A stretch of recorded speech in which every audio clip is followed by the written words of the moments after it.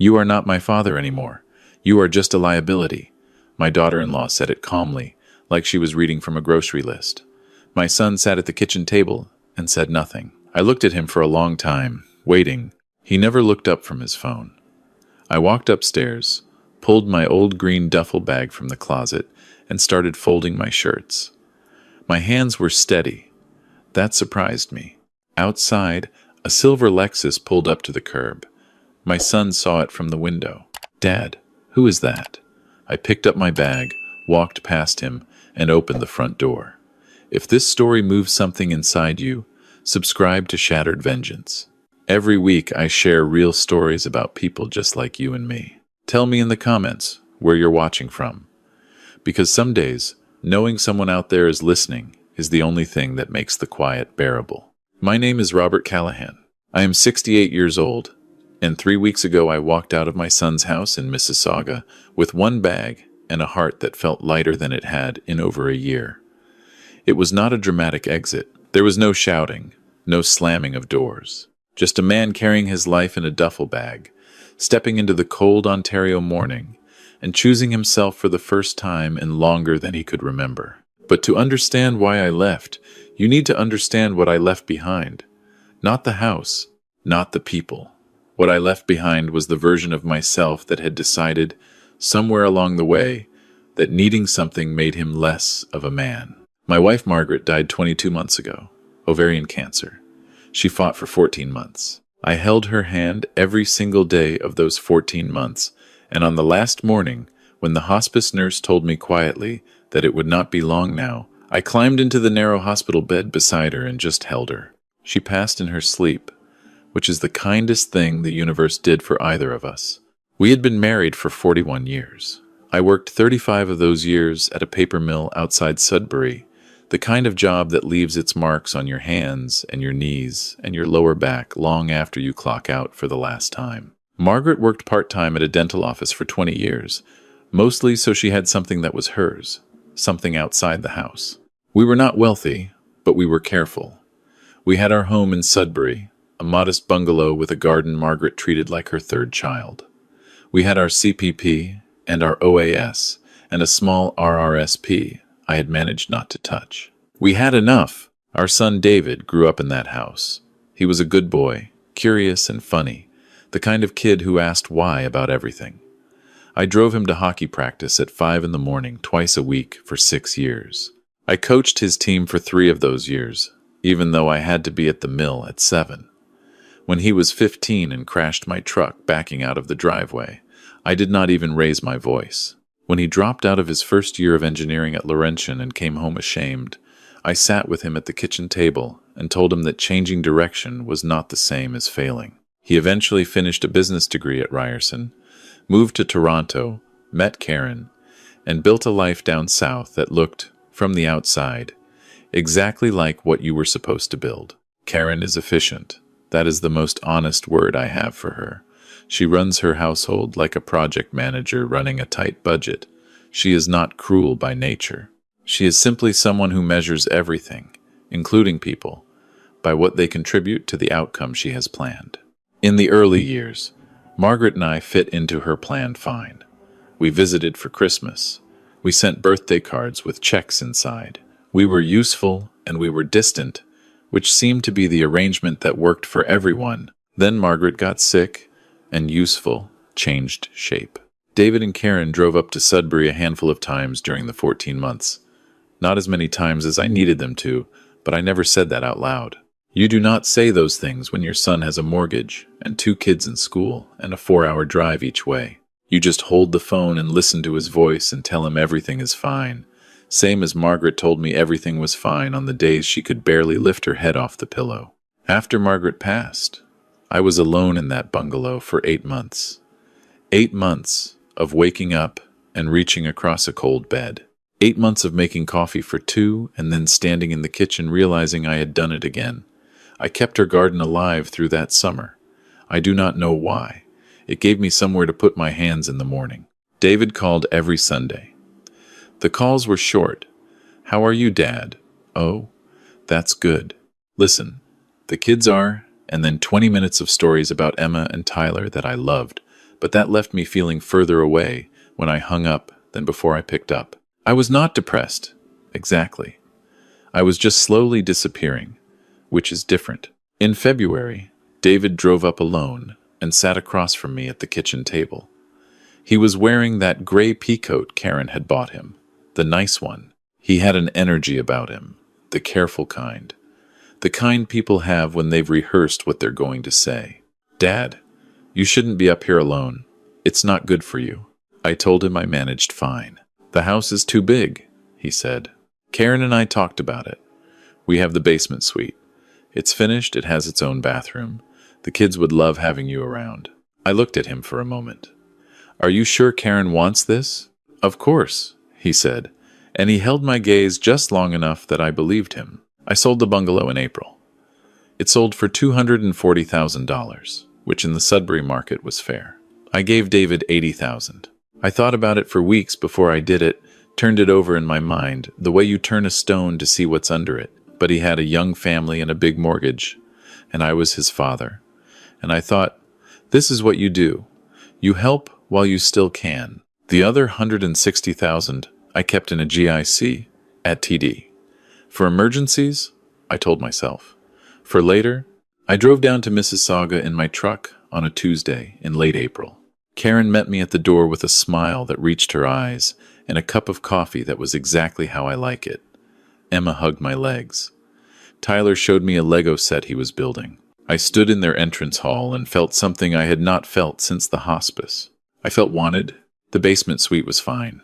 It was clean and quiet, with a window that looked out at the fence line and Karen's raised garden beds.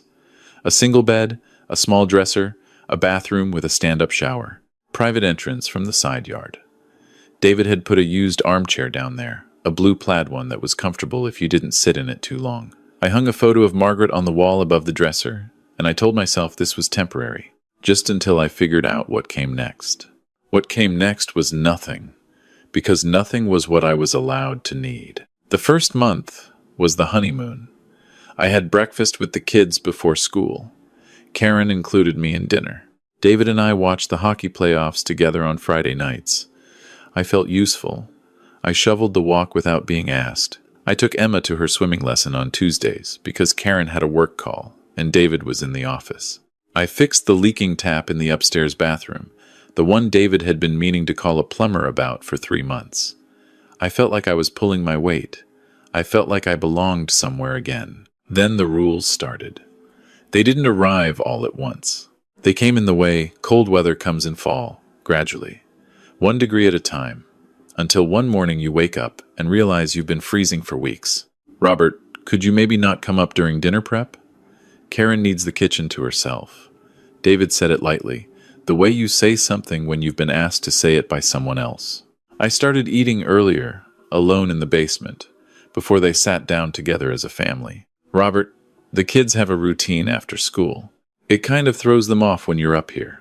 Karen said it with a smile. An efficient smile, the kind that closes a door. I stopped coming upstairs between 3 and 6.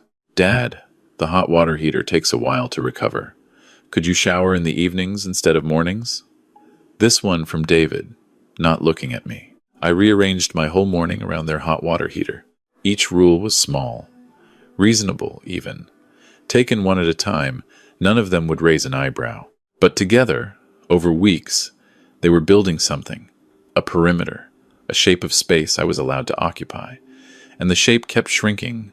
My CPP and OAS came to just over $1,400 a month.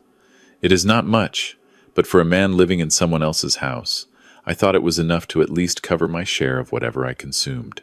In June, David came downstairs one evening, sat in the plaid armchair, and talked to the floor more than to me. Dad, Karen, and I were looking at the household budget. Things are tight. We were thinking, if you could contribute to the monthly expenses, it would really help. I told him, of course, that I should have offered sooner, that I was sorry for not thinking of it. He looked relieved. "Whatever you can manage." I said $1,200. He nodded too quickly. From that month, I transferred $1,200 into their joint account on the 1st of every month. I kept $200 for myself. Bus fare. A coffee here and there. Nothing else. Karen never said thank you. Not once. She did, however, start mentioning things. The cost of groceries, the hydro bill, which in Ontario is genuinely punishing, but which she mentioned with an emphasis that always seemed pointed at me. The hydro this month, Robert, I don't know. It's a lot. As if I were running a grow-op down there instead of a reading lamp and a small space heater. I started turning the space heater off at 9 o'clock and sleeping in my coat some nights. I did not tell David this. The grandchildren began to pull away from me in ways I could not quite name at first. Emma, who had hugged my legs in April, stopped coming to the basement door by July. Tyler, who had shown me his Lego set with so much excitement, now barely looked up when I came upstairs. One afternoon I heard Karen telling Emma, "Grandpa needs his rest, sweetheart. Leave him be." Emma had not been bothering me. Emma had brought me a drawing she made at school, a picture of a house with stick figures outside. One of them had gray hair and was labeled Grandpa in careful block letters. I kept it on the dresser next to Margaret's photo. One evening in August, I heard them through the ceiling. Karen and David's voices carry in that house when they forget themselves. I was not trying to listen. I was lying in my bed with a book, and their voices came down through the floor like they were in the room with me. "He's just here all the time," Karen's voice. "He lives here, Karen." David, quieter. "I know that. I'm just saying it's a lot. Having someone else in the house, it changes things." Silence. "He fixed the fence last week," David said. "I'm not saying he doesn't try. I'm saying it's a lot. And the money, David, what he gives us, barely covers his share of the groceries. It's what he has. Then maybe this arrangement isn't working." More silence. I put my book down and looked at the ceiling. "Just think about it," Karen said. And I heard footsteps moving away. I lay there in the dark for a long time after that. Not angry, not sad, exactly. Something quieter than sad. I thought about Margaret. I thought about how she would have handled this, which is to say, she would have handled it with more grace than I was capable of. And she would have told me that the worst thing I could do was let it make me small. I had been letting it make me small for months. I discovered the Lakeview Community Center by accident in September. I had started taking long walks in the mornings to stay out of the house while Karen worked from home. The community center was 3 blocks east of the library, a low brick building with a sandwich board outside that listed programs. Watercolor for beginners, Tuesday and Thursday mornings. I do not paint. I had never painted anything in my life. But it was Tuesday, it was cold, and the word beginners was printed in large enough letters that I felt it was addressing me specifically. The class was run by a woman named Gloria, who had the patient energy of someone who genuinely believed every person in the room could make something beautiful if they stopped arguing with themselves. There were 8 of us that first morning, retired people, mostly. A man named George, who had been a plumber in Brampton for 40 years, a woman named Cynthia from Oakville, and a woman sitting at the corner table who introduced herself as Patricia. She was 64, silver hair cut short and neat, wearing a burgundy cardigan and reading glasses she kept pushing up her nose with one finger. She was attempting to paint a maple tree, and it looked, she announced cheerfully to the room, exactly like a telephone pole with anxiety. Everyone laughed. I laughed. It was the first time I had laughed in I do not know how long. We talked afterward over coffee that Gloria put out in paper cups. Patricia had taught high school English in Hamilton for 32 years. Her husband, Gordon, had died 4 years earlier from a stroke. Her daughter was in Vancouver, her son in Halifax. She lived alone in a 2-bedroom condo in Port Credit and was, as she put it, figuring out what a person does with themselves when the career and the marriage and the child rearing are all finished and you still have, God willing, 20 good years left. "What did you decide?" I asked. She held up her terrible painting of the telephone pole tree. "So far, watercolors. I came back Thursday. I came back the following Tuesday. I started coming every class. I was not especially talented, but I was getting less terrible, which Gloria said was all anyone could reasonably hope for at the beginning." Patricia and I began walking to the coffee shop on the corner after class. We talked about everything and nothing, about teaching, about the mill, about Gordon and Margaret, about what it felt like to lose the person who had been the architecture of your daily life. She understood things I had stopped trying to explain to David, not because David was a bad person, but because David had not yet lived long enough to understand them. "Do you like living with your son?" she asked me one Thursday in October, direct in the way that people who spent decades asking teenagers to think more carefully tend to be. I looked at my coffee cup. "It was the right decision at the time," I said. She looked at me over her glasses. "That's not what I asked." I did not answer. But she understood anyway. October became November. The cold settled in for real. I wore my coat in the basement now and did not turn the space heater on until after 8. My $200 a month disappeared into bus fare and the occasional coffee with Patricia and little else. I had stopped buying the newspaper. I borrowed books from the library instead of buying them. I counted every dollar in a way I had not done since I was 23 and just starting at the mill. In November, David came downstairs for one of his talks. He had been doing them more often, always in the evening, always with that rehearsed quality. "Dad, Karen and I were going over the budget again." He sat in the plaid chair and rubbed his face with both hands. With the holidays coming up and the kids' activities and everything, we're stretched pretty thin. I waited. We were thinking, if you could go up to $1,350 instead of $1,200, just temporarily, it would really help. I thought of my GIC. I thought of Margaret. I thought of the space heater I was not running. "Of course," I said. He looked at me for a moment with something in his face I could not read. Not guilt, exactly. Something adjacent to it that he was not willing to let himself feel completely. "Thanks, Dad. I knew you'd understand." After he went back upstairs, I sat in the blue plaid chair for a long time, in the cold and quiet, and thought about the word understand. I had been understanding for a long time now. Understanding is a quality that sounds generous until you notice it is always flowing in one direction.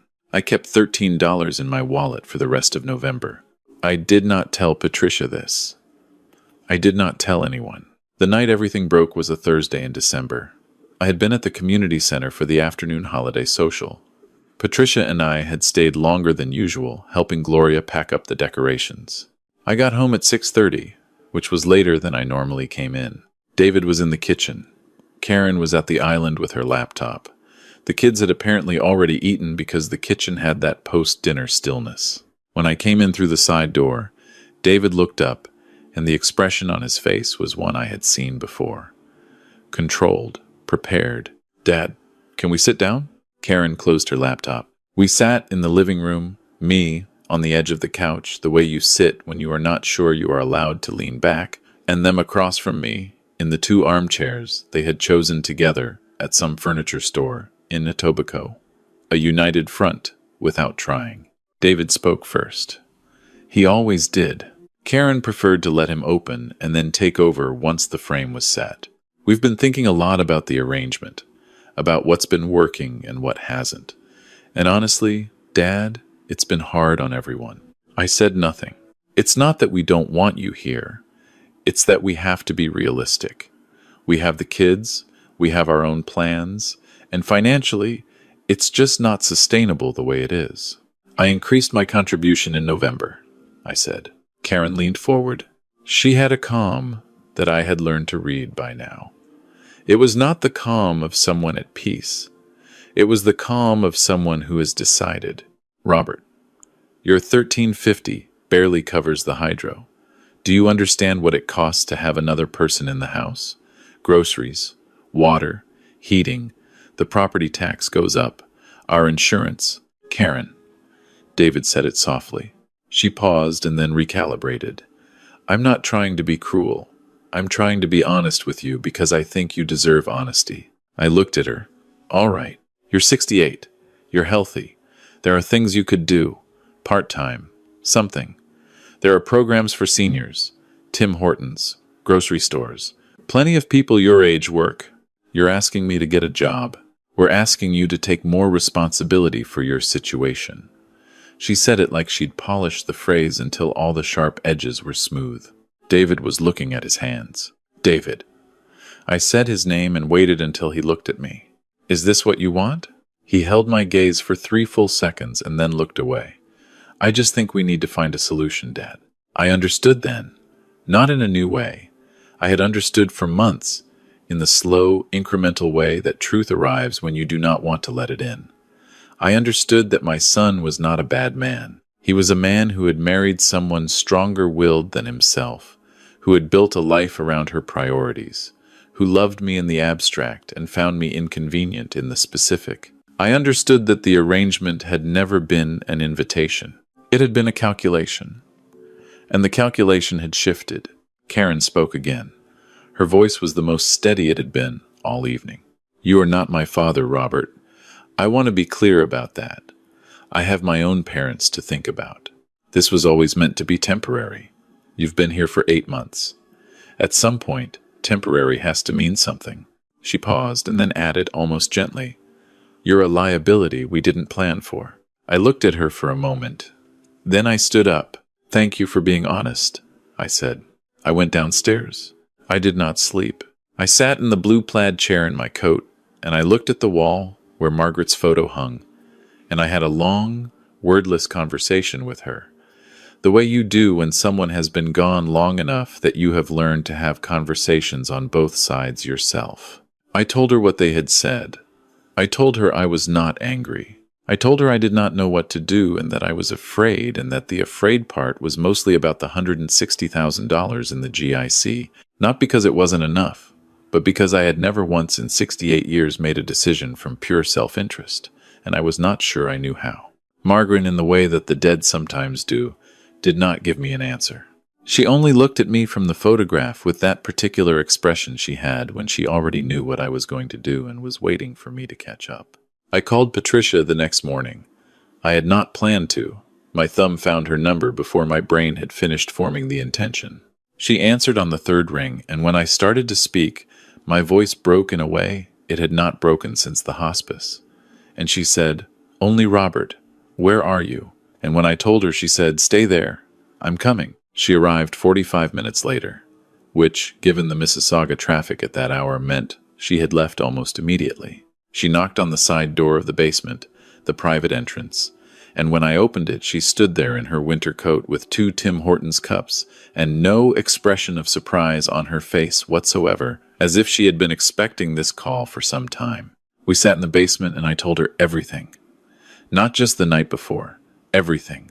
The rules, the shrinking space, the 1200, then the 1350, the space heater, the drawings Emma brought me that nobody knew about. The night I heard Karen's voice through the floor, saying his son's name in the tone of someone managing a situation. Patricia listened the way she must have listened to 32 years of students, fully, without filling the silences. When I finished, she set her cup down and said, "You have $160,000 in a GIC. "Yes. And your pension, $1,400 a month." "Then this is already solved, Robert. You just haven't let yourself see it yet." I told her it wasn't that simple. I told her I didn't want to be a burden somewhere else. I told her that maybe I wasn't easy to live with. I told her the things you tell yourself when you have spent 8 months being told, in the language of household budgets and careful efficiency, that your presence is a net negative. She listened to all of it and then said, very quietly, "Gordon used to say that when a person apologizes too much for existing, it usually means someone has been making them feel like they should." I looked at her. "You've been apologizing for existing for 8 months, Robert, in a house you helped pay for, with your own money, to people who should be grateful." I did not have an answer for that. "I have a second bedroom," she said. "I have not had a use for it in 4 years. I have been using it to store boxes I should have unpacked years ago, and a stationary bike I have not sat on since 2019. I shook my head. "Patricia, I'm not offering charity. I want you to understand that clearly." She looked at me with the directness she probably used on students who were trying to submit things late. "I am 64 years old, and I live alone, and most evenings I eat dinner watching the news, and then go to bed at 9:30, because there is genuinely nothing else to do. I am offering company. That is a different thing entirely." I told her I would think about it. She told me not to think too long. Then she picked up her coffee, told me the watercolor class on Tuesday was doing still life, and she needed me there because Gloria had put her next to George. And George, bless his heart, had the spatial reasoning of a golden retriever. I laughed again. The same way I had laughed the first morning in that class. After she left, I sat for a long time. Then I took my duffel bag down from the top shelf of the closet and I started folding shirts. I did not rush. I packed methodically, the way a man packs when he has learned not to leave things behind by accident. My clothes, my books, Margaret's photo and the photo of David on his graduation day that I kept in the bottom of the dresser drawer, my pension documents, my GIC paperwork, my birth certificate in its plastic sleeve, Emma's drawing of the house with the stick figures outside, the one labeled Grandpa in block letters, K. I packed that carefully between two shirts so it wouldn't crease. I texted Patricia, "I'm ready." She texted back, "I'm 2 minutes away." I carried the duffel bag upstairs. David was in the kitchen. Karen was at the island. When David saw the bag, his face went through several expressions quickly, the way a weather system moves through on the highway. Confusion first. Then, something like alarm. "Dad, what are you doing?" "I'm leaving," I said. "Leaving." He said the word back, like he needed to hear it again to understand it. "Where are you going?" Karen stood up from the island. She had her arms crossed before she was fully standing, which told me the motion was automatic. "Robert, we weren't saying you had to leave tonight. We were trying to have a conversation." "You had the conversation," I said. "I listened to it. Now I'm leaving." "Dad," David's voice was different now. The rehearsed quality was gone. He sounded younger. He sounded like the boy who came home from Laurentian and sat at the kitchen table in Sudbury ashamed. "Dad, just wait." "We can figure something out. We didn't mean—" "You meant it," I said, without anger. "Not cruelly, but you meant it. And that's all right, David. I'm not angry." I was not. That surprised me too. Through the kitchen window, I saw Patricia's silver Lexus pull up to the curb. She sat at the wheel and did not come to the door. She understood this part was mine to do. David saw the car. His face changed again. "Who is that?" "Someone who thinks I'm worth talking to," I said. Karen was looking from the window to me and back to the window. For the first time since I had moved in, she looked uncertain. She had planned for several versions of this conversation. I do not think she had planned for this one. "Robert, you can't just take care of yourselves," I said. "Tell Emma and Tyler I'll call them this week." I walked out the front door. The cold hit me clean and hard, the kind of December cold that clarifies things. I walked down the front path, put my bag in Patricia's back seat, and got in on the passenger side. "All right," she said. "Drive before I lose my nerve." She smiled and pulled away from the curb. I did not look at the house in the side mirror. I had said goodbye to enough things this past 2 years. I had gotten fairly good at it. We drove north up the QEW and then east through the city and eventually down into Port Credit, where the lake sits dark and flat in December and the condos along the water have lights in every window. Patricia's building was on a residential street 2 blocks from the waterfront, a 12-story brick building with a security desk and a lobby that smelled like floor wax and fresh-cut pine from the lobby Christmas tree. The second bedroom was not large, but it had a window that faced east, which meant morning light. There was a bed Patricia had made up with clean sheets.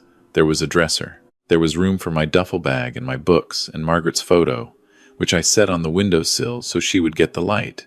I sat on the edge of the bed and looked around the room for a while. Patricia knocked and leaned in the doorway. "I was thinking pasta for dinner, but if you have a preference, pasta is perfect," I said. We ate at her kitchen table with the news on in the other room and the lake dark through the window and a bottle of red wine she had opened without making a production of it. We talked about nothing important, the painting class, a book she had just finished, a trip she was thinking about taking to Cape Breton in the spring. "I've never been to Cape Breton," I said. She looked at me. "That's something we could fix." I slept that night in the east-facing room with the street light coming through the curtain, and I slept 8 uninterrupted hours for the first time since I could not remember when. I did not count my breaths. I did not listen for sounds above my head. I did not calculate what my existence was costing anyone. The next morning I walked down to the waterfront alone at 7, while Patricia slept. The lake in December is its own kind of beautiful, gray and enormous and indifferent to everything happening on shore. I stood at the edge of the water, and I had that wordless conversation with Margaret again. I told her I was all right. I told her I had been scared, and that maybe the scared part wasn't finished yet, but that it had gotten smaller overnight. The following week, I went to my TD branch and made an appointment with an advisor. I had let the GIC roll automatically for the past few months without paying much attention to it, which is what you do when grief has taken up most of the room in your head. The advisor was a young woman named Priya who explained my options clearly and without condescension. I restructured into a ladder that gave me reasonable access and reasonable return, and about 45 minutes of peace of mind I had not had since April. 2 weeks after I left, I was at the pharmacy in Port Credit picking up my blood pressure prescription. When the pharmacist handed me the bag, she told me the total. I looked at her. I asked her to say it again. $47. My 3-month supply of blood pressure medication, generic but fully equivalent, through my retiree benefits from the Mills pension plan, cost me $47. I stood at the pharmacy counter and did the arithmetic in my head, which did not take long. Karen had told me my medications cost over $200 a month, and that this was part of why my $13.50 barely covered my share. I had believed her because I had never actually looked at my own pill bottles or my own benefit statements. I had handed the money over and trusted the numbers, and felt guilty about the cost of my own continued existence. $200 a month in medications that actually cost $15.67 a month. I walked home along the waterfront with my prescription bag, and I thought about this for a long time. I thought about the hydro bills and the grocery costs and the property tax claims and the insurance adjustments Karen had itemized at the kitchen island that evening in December. I thought about how none of those numbers had come with receipts. I thought about how a very efficient person, someone who manages outcomes and controls information, could adjust numbers without anyone checking. I thought about how guilty I had felt, how small, how I had turned off my space heater at 9 o'clock and slept in my coat. I am not a man who tends toward anger. Margaret always said I processed things quietly and then moved on, which she considered a virtue except in arguments where she would have preferred I fought back more. But standing on the Port Credit waterfront with my $47 prescription and 4 decades of careful living behind me, I felt something that was close enough to anger that I stopped trying to name it differently. They had not just made me feel like a burden, they had manufactured the evidence. David called 3 times the first week. I let them go to voicemail. The first message was short and careful, his voice managed, a request to talk. The second was longer. He said Karen had been thinking and that they wanted to find a better arrangement. The third one, he sounded tired. Dad, I just want to know you're okay. Can you just let me know you're okay? I texted him, I'm fine. I'll call when I'm ready. He texted back, okay. I love you, Dad. I did not answer that one for a while. Not because I doubted it, because I was figuring out what it meant. Patricia and I kept going to the Tuesday and Thursday classes. Gloria had moved us on from basic washes to something involving masking tape and negative space, which Patricia found philosophically interesting and I found mostly confusing. We walked to the coffee shop after. We walked along the lake in the afternoons when the weather allowed. We cooked dinner together most evenings, one of us choosing and the other keeping company at the kitchen counter, with a glass of something and a conversation that wandered wherever it wanted. She told me more about Gordon, about how the stroke had taken him fast, which was merciful, but that the 2 days before the end had been hard enough that 4 years later she still did not like to describe them. I told her about the last morning with Margaret in the hospice bed, how I had climbed in beside her, how the nurse had come in and seen and not said anything, just quietly left the room and closed the door. That nurse was kind, Patricia said. Yes, I said. People are sometimes more than you expect. She looked at me. Is that a recent conclusion? Getting there. I called David on a Sunday in January, 6 weeks after I left. His voice, when he answered, had the quality of someone who has been waiting a long time for something and has mostly stopped expecting it. Dad, hi. Are you? I'm fine, I said. I'm well, actually. I want to have a conversation, but a real one. He was quiet for a moment. Okay. I told him what the pharmacist had told me. I did not accuse. I stated what I knew, that my medication cost $47 a quarter, not $200 a month. I told him I had no way of knowing which other numbers had been adjusted, because I had never asked to see the receipts. I told him I did not need him to explain or apologize in that moment. I just needed him to know that I knew. The silence that followed was long enough that I checked to make sure the call hadn't dropped. "Dad." His voice was very quiet. "I didn't know that. I believe you," I said. And I did. This was not something David had calculated. David was many things, but he was not someone who would have looked his father in the eye and manufactured numbers. This had Karen's handwriting on it, and David, who was not as strong as he needed to be, had simply not looked closely enough. "I should have looked more carefully," he said. "Yes." Another silence. "Are you coming back?" "No," I said. "I have a good situation here. A comfortable one. I'm well." "Who is the woman?" "In the Lexus." "Her name is Patricia. We met at a painting class. She's a good person." He was quiet again, and I let the quiet sit there. "Can I meet her someday?" "Someday," I said. "When it feels right. Are you happy, Dad?" I looked out the east window. The winter light was flat and clean over the rooftops. Patricia was in the kitchen making tea and humming something I didn't recognize. "I'm getting there," I said. "Ask me again in spring." He laughed a little, a small, uncertain laugh. "Okay. I'm glad you called, Dad. Tell Emma and Tyler I said hello. Tell them their grandfather is very well." "I will." I have found out since then, through a cousin who lives in the east end of the city, that David and Karen did not take that kitchen renovation trip to Home Depot in January after all. That the Hawaii trip they had been planning for March is apparently on hold indefinitely. That $1,400 a month, the CPP and OAS they called inadequate, turns out to make a noticeable difference in a household budget when it stops arriving. I did not feel satisfaction about this in the way I expected to. I felt something quieter. Something that resembled the feeling after a long shift at the mill when you have done the work and you know you have done it right and you can go home. Patricia and I went to the community center last Tuesday, and Gloria told us the spring session would include a full-day workshop on landscape. Patricia said she had always wanted to try painting the Cape Breton coast. I said I supposed we might have to see it in person first, for reference. She looked at me over her glasses and said that she supposed we might. We booked the flights the following morning, June. A week along the Cabot Trail, in a small inn outside of Baddeck that had a porch facing the water. I put Margaret's photo on the windowsill of the east-facing room every morning, and I talked to her still, in the way you learn to do when someone has been gone long enough. I told her about the pharmacist. I told her about Patricia. I told her about the Cape Breton trip. She would have liked Patricia, I think.